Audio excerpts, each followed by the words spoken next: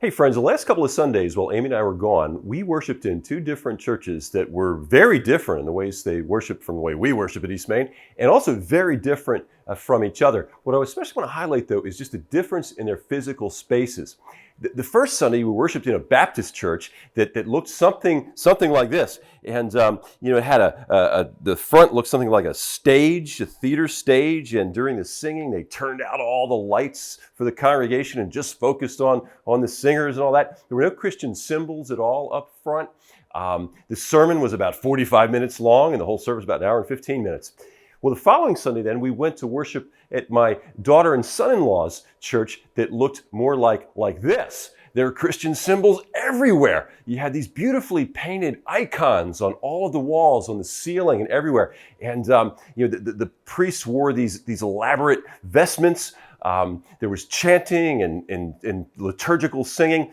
The sermon was about 10 minutes long, but the build up to and taking communion was about 40 minutes. The whole service was about an hour and a half, which I'm told was rather short for their tradition there. And what struck me is how, while none of these would be my cup of tea preference for regular kinds of worship that I would do, the gospel was right there in both of them. And all these thoughts kind of came swirling around to me yesterday, actually, when I was reading from my Moody Bible Institute Daily Reading Guide, which took me to John chapter 4 and Jesus' conversation with the Samaritan woman. Now, eventually they got around to the subject of worship. Where are you supposed to worship, and which group of people has the handle on how godly worship really happens? And Jesus, he says to her this. He says, "Woman, a time is coming when you will worship the Father neither on this mountain, this place, nor in Jerusalem, that place." And then he goes on to say, "A time is coming and is now come when true worshipers will worship the Father in spirit and in truth, for these are the kinds of worshipers the Father seeks. God is spirit, and his worshipers must worship him in spirit and in truth." The woman said to him, "I know that Messiah, the Christ, is coming.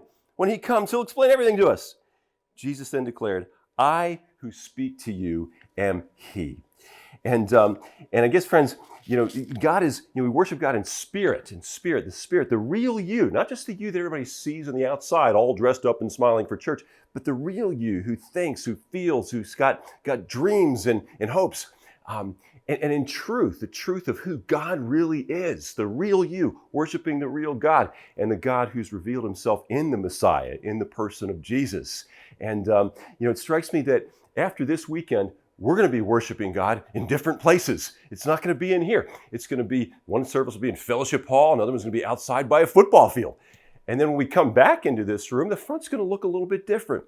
But friends, wherever it is that we're worshiping, and with whatever symbols we have, whatever varieties of music we have, boy, can we be about worshiping God in spirit, with the real selves that we have here, and worshiping God in truth, the truth of who he is, and especially who he is as he's been revealed in the person of Messiah, Jesus. Well, thanks for your time today, friends.